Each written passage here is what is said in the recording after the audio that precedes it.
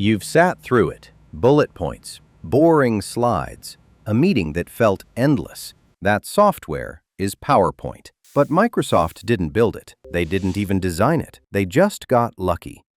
PowerPoint started with one man, Robert Gaskins, 1984. He was tired of spending hours making transparencies by hand. So he had an idea, a program that could design slides on a screen right in front of you. He pitched it to a small Silicon Valley company. Its name was almost too perfect, Forethought. He brought in two engineers to build it, Dennis Austin, Thomas Rudkin. They built it for the Apple Macintosh. Why the Mac? It had a simpler graphical interface than anything else on the market. The first name for the software wasn't PowerPoint. It was called Presenter. Then, right before launch, lawyers found a problem. The name was already trademarked. So, days before shipping, they renamed it PowerPoint. April 20th, 1987. Version 1.0 goes on sale. Black and white only. No color, no animation. Just slides for overhead projectors. About 10,000 copies sold in its first run. Apple had already invested in Forethought directly, the first company Apple ever backed. That early bet is part of why PowerPoint got built for the Mac first, not Windows. Microsoft was watching. Just 4 months after launch, they made their move. They bought Forethought. The price? $14 million. In today's money, over $30 million. It was Microsoft's first major software acquisition ever. Buy the idea. Don't build it yourself. Microsoft didn't sell PowerPoint on its own for long. In 1990, they launched something new, Microsoft Office. Word, Excel, PowerPoint. One package, one price. Businesses didn't choose PowerPoint over its competitors. They just got it, bundled in, whether they wanted it or not. Within a decade, PowerPoint had one of the highest market shares of any software in history.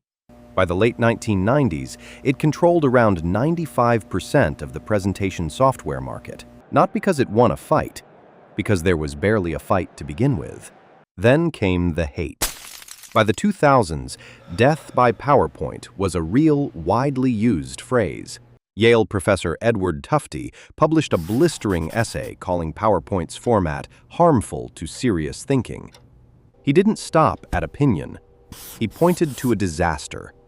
In 2003, the Space Shuttle Columbia broke apart during re-entry. 7 astronauts died. Engineers had data on possible damage before re-entry. That data was buried inside a dense, bullet-pointed PowerPoint slide.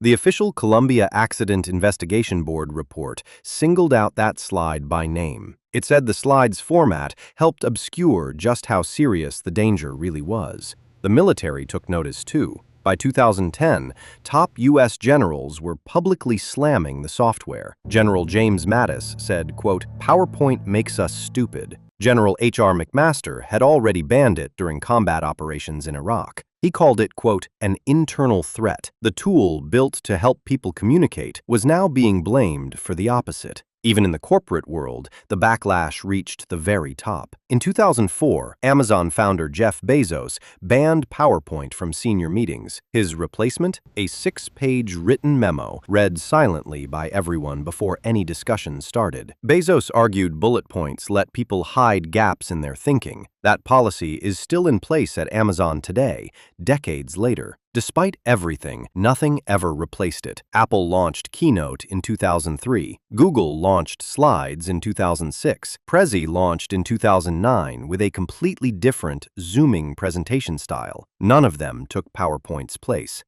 Instead, PowerPoint kept adapting. Cloud-based editing, real-time collaboration, built-in design automation. Today, Microsoft has added AI tools that can generate entire slide decks from a single prompt. Type a topic, get a finished design in seconds. The same task that used to take Robert Gaskins and his team hours of manual layout work in 1987. Nearly 40 years after that first black and white version, it's still the default. Still installed on more computers than almost any other piece of software on Earth. Every startup pitch deck, every classroom lecture, every quarterly earnings call, all still running on the same basic idea from a small office in Sunnyvale, California. PowerPoint was never supposed to become this big. It started as one man's frustration with transparencies. Microsoft bought it before it had even proven itself. It's been blamed for boring meetings. It's been blamed for a national tragedy. And it's still running in a meeting somewhere,